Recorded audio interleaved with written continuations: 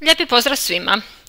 U prošloj lekciji rješavali smo nešto jednostavnije tekstualne zadatke sa cijelim brojevima nego što ćemo u ovoj, no prije nego što krenemo na ove složenije zadatke prisjetimo se nekih stvari koje smo koristili i u prošloj lekciji, ali i nekih stvari koje ćemo koristiti ovdje. Pa evo kao prvo, ako u nekom zadatku piše da neki broj moramo uvećati za neki broj ili umanjiti za neki broj, koje će to računske operacije biti?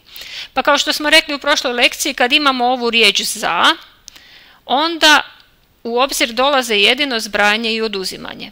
A u ova druga dva slučaja, kad treba uvećati nekoliko puta ili umanjiti nekoliko puta, dakle kad imamo riječ puta, ona uvijek označava ili množenje ili dijeljenje.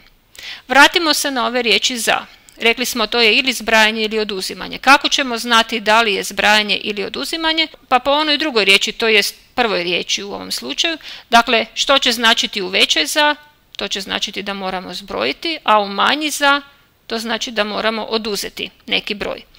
U ova druga dva slučaja rekli smo puta je ili množenje ili dijeljenje. Ako treba uvećati nekoliko puta, to znači pomnožiti, a umanjiti nekoliko puta, to znači podijeliti. Zadatke u kojima se pojavljuju ovakvi izrazi rješavali smo u prošloj lekciji. Sad se idemo još prisjetiti i ovih izraza. Što označava zbroj? Zbroj je rezultat kod zbrajanja, dakle kad imamo simbolić plus. A isto tako i cijeli onaj izraz u kojem imamo zbrajanje se također naziva zbroj.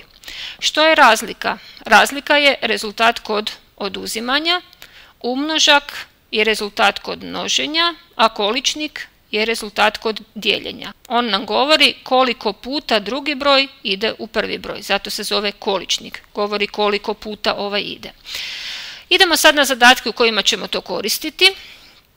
Dakle, razliku brojeva -4 i -9 umanji za količnik brojeva 54 i -6.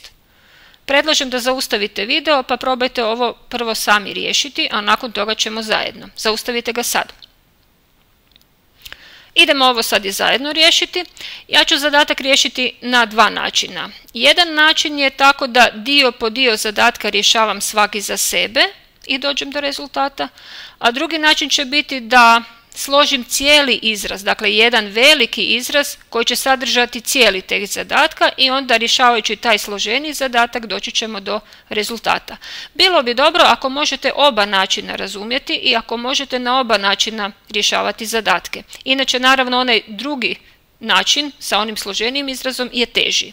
Idemo prvo ovaj lakši način. Dakle, zadatak kaže da razliku ovih nekih brojeva trebamo umanjiti za količnik neka druga dva broja.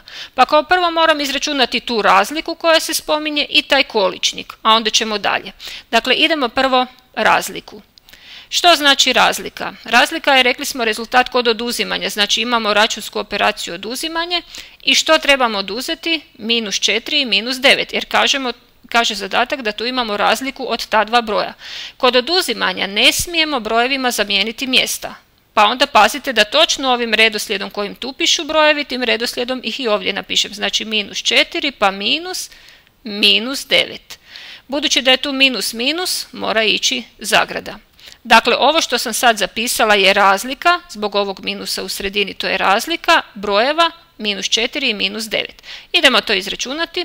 Kako se to računa? Moram se riješiti ove zagrade. Dakle, prvo -4 prepišem, zatim minus ispred zagrade se ne prepisuje, on mi kaže da u zagradi promijenim predznak. Pa kad ga promijenim bit će +9 i -4 + 9 je 5.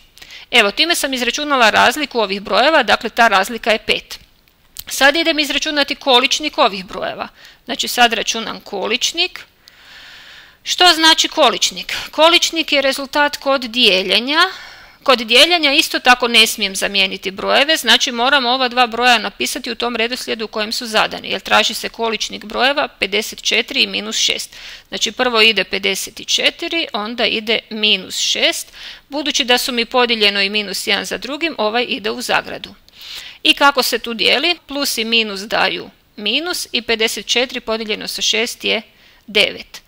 Dakle, količnik brojeva 54 i minus 6 je minus 9. Dakle, izračunali smo razliku, to je ovaj dio zadatka, razlika brojeva minus 4 i minus 9, i izračunali smo količnik ovih brojeva, to je ovaj dio zadatka. E sad, šta tu piše još? Piše da ovu razliku umanjimo za ovaj količnik.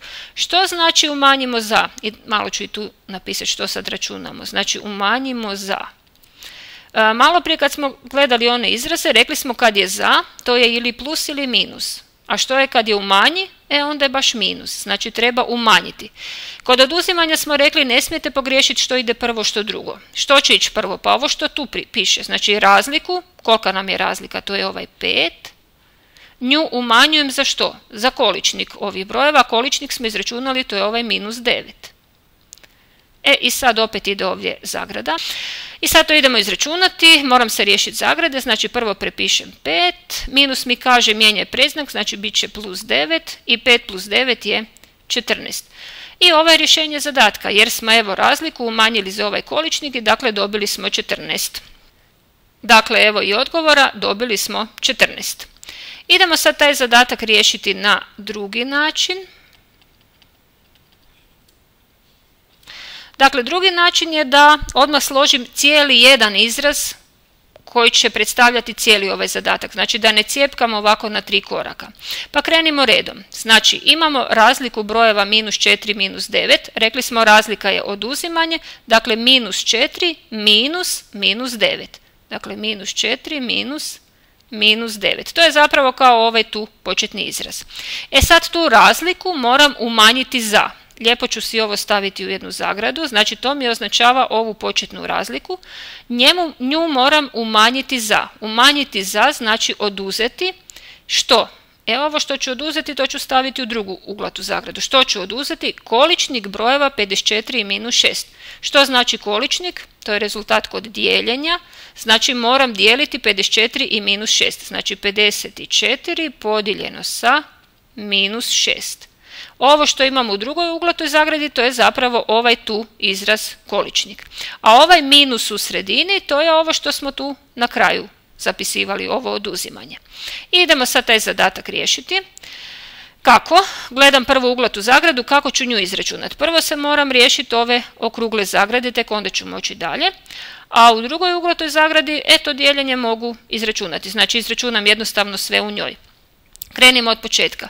Prvu uglatu zagradu moram prepisati jer sad još neću dobiti njezin rezultat, dakle neću dobiti jedan broj iz nje. Minus 4 prepisujem, a ovdje se rješavam zagrade. Minus mi kaže promijeni predznak, pa će biti plus 9. Zatvaram uglatu zagradu, prepisujem ovaj minus i ovdje dijelim. Kod dijeljenja plus i minus daje minus, vidim da će mi morati ići zagrada zbog minus ovdje. 54 podijeljeno sa 6 je 9. Jednako je u novi red. Što ću sad? Pogledam cijeli red. Sad mogu računati ovu uglatu zagradu, a ovdje se mogu riješiti zagrade. Podvući ću si i ovo jer ću se tu rješavati zagrade. Ajmo ovo prvo. Minus 4 plus 9 to je 5. Uočimo da je to ovaj broj 5 koji smo i tu dobili. A ovdje minus kad se rješavam zagrade tu nastane plus 9. To je zapravo ovaj tu plus 9. 5 plus 9 koji smo i tu dobili i rješenje je 14. Znači dobili smo isto rješenje kao i malo prije. Kažem, bilo bi dobro ako možete na ovaj drugi način rješavati, to je u biti najljepši i najelegantniji način, a ako ne možete tako rješavajte na ovaj prvi, on je također dobar. Idemo sad na zadatke za vježbu. Dakle, predlažem da sad zaustavite video, da riješite ova dva zadatka, a nakon toga pokrenite video da provjerite svoje rješenja. Ajmo, zaustavite video sad. Evo nam i rješenja.